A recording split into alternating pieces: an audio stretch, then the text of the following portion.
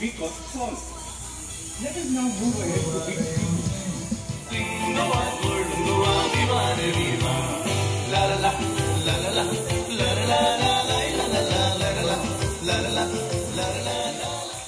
यह है पौंत बोक दिवाकर या गांव के मुंह का झरना। यहाँ पानी नहर से होकर गांव के मुंह से बहता है, क्योंकि गाय को एक पावन पशु माना जाता है। ये झरना गांव वालों की जरूरतों को पूरा करता था। पशु इसके पानी से ठंडक लेते थे और महिलाएं यहाँ पर कपड़े और बर्तन धोती थी, जैसे कि आप शांतु को करते देख रहे हैं। झरने के बाजू में लेटराइट के पत्थर से बने इस टब में कपड़े भिगोए जाते थे और रीटा से इन्हें धोया जाता। चलिए आगे बढ़कर नंदू से मिलते हैं, जो इस गांव का कुम्हार है।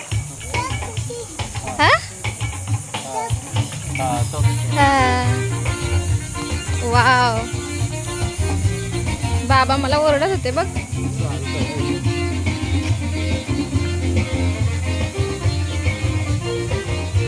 उन दिनों में कुम्हार बहुत ही महत्वपूर्ण होता था, क्योंकि ज्यादातर घरेलू वस्तुएं मिट्टी की थी। इन बर्तनों को बनाने की विधि के अलग अलग पड़ाव यहाँ प्रदर्शित हैं। मिट्टी को छानने से लेकर कच्चे बर्तन को पकाने तक। नंदू के बगल में इनास का घर है। इनास एक बढ़ई है और उसका घर ही उसका कारखाना भी है। पर्दे के पीछे उसकी बीवी बच्चे को खाना खिलाती दिख रही है। उस जमाने के बढ़ई पश्चिमी तरीके को भारतीय नमूने से मिश्रित कर वाकई में कलात्मक फर्नीचर तैयार करते थे, जो आज भी लुभावना है। बढ़ई के पेशे के उपकरण और उनके द्वारा पहने जाने वाले वस्त्र यहाँ प्रदर्शित हैं। आपके पीछे है गोवा का चरवाहा, जिसे डंगर कहते हैं।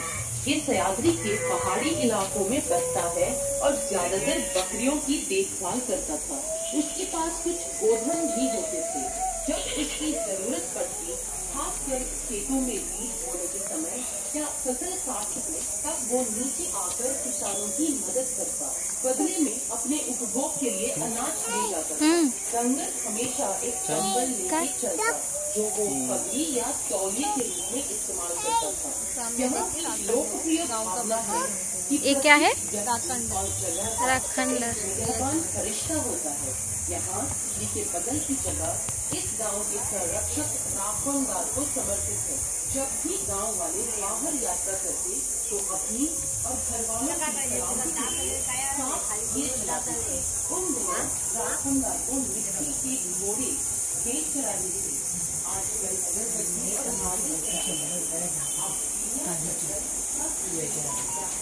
आणि सर्वात चांगलं म्हटलं तरी 200 ग्राम काजू वरून त्याला पटी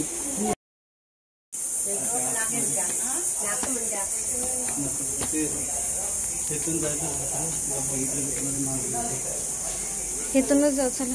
कशाला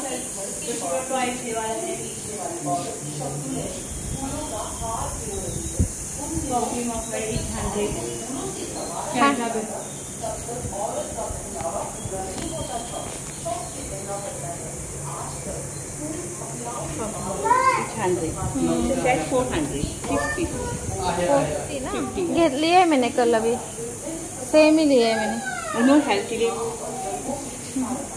सब 50 ये लिया है मैंने कल, अभी गोवा घूमी थी ना। ये वाला लिया, ये वाला लिया। जल्दी आपको गणपत दिखेगा जो चने बेचने वाला है। चने उसी वक्त सेंक कर कीजिए। आपकी अत्यंत दाई और गंगाराम एक हिंदू ने धोती के ऊपर कोट और टाई पहन रखी है। उनके पीछे दोना बुल्गेरिया ने साड़ी के ऊपर एक ओढ़ ओढ़ रखी है और उसके पीछे जमींदार अपनी बालकनी में पाइप से तंबाकू पी रहे हैं।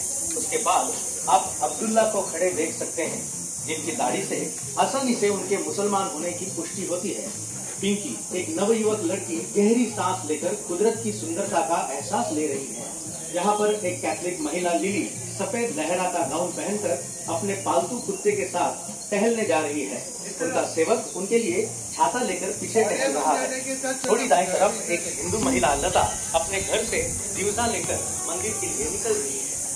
लता के घर के बाजू में फूल बेचने वाली औरत शब्दुले फूलों का हार पिरो रही है। उन दिनों जब तक बालों को फूलों से संवारा नहीं जाता, तब तक औरत का पहनावा पूरा नहीं होता था। शौक से कहना पड़ता है कि आजकल फूल महिलाओं के बालों में कभी कभार ही दिखते हैं। उसके बाजू में गोविंद का घर है जो बुनावट करता था। उसकी सेवाएं बहुत ही आवश्यक थी क्योंकि उन दिनों प्लास्टिक की तो रचना ही नहीं हुई थी। गोविंद बांस से टोकरे, चटाई और भी बहुत सारी कामकाज या घरेलू इस्तेमाल की वस्तुएं बुनता था। आपके नजदीक दाहिनी ओर कंगन वाला विभिन्न प्रकार के कंगन अलग अलग नाप और रंगों में दिखा रहा है। क्या आप जानते हैं गोवा के गुजरे जमाने में एक औरत की जिंदगी के अलग अलग पहलू उसके हाथों की चूड़ियों से पता चलते थे।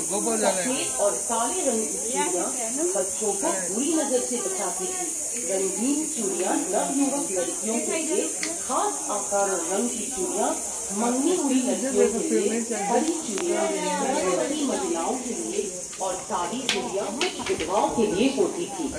अब हम रुआ आना मॉर्निंग से जुड़ेंगे। यहाँ अलग अलग लोग व्यापार चला रहे हैं। जल्दी आपको गणपत दिखेगा जो चने बेचने वाला है। चने उसी वक्त सेंक कर ग्राहक को बेचे जाते थे। क्या आप इन्हें चखना पसंद करेंगे? चलिए आगे बढ़कर खरीद ही लीजिए। गणपत का सहायक आसपास ही होगा।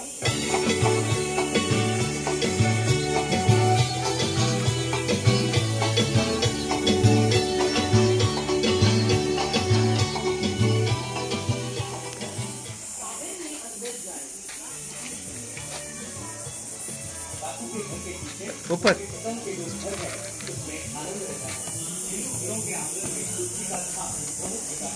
यहाँ आनंद का परिवार भगवान गणेश की आराधना करते हुए दिखाई दे रहा है।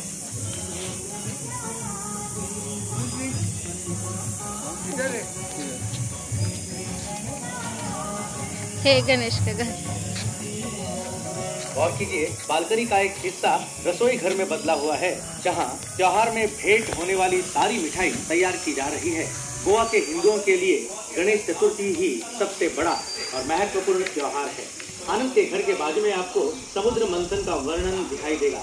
समुद्र मंथन से समुद्र का अमृत प्राप्त कर भगवान राक्षसों से युद्ध में अजय हुए। इसी दौरान भगवान विष्णु ने वराह अवतार लिया।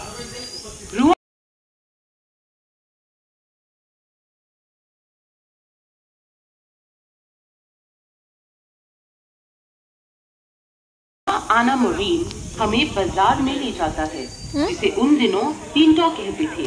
तीनटो एक ऐसी जगह थी जहां गांव में और आसपास के इलाकों में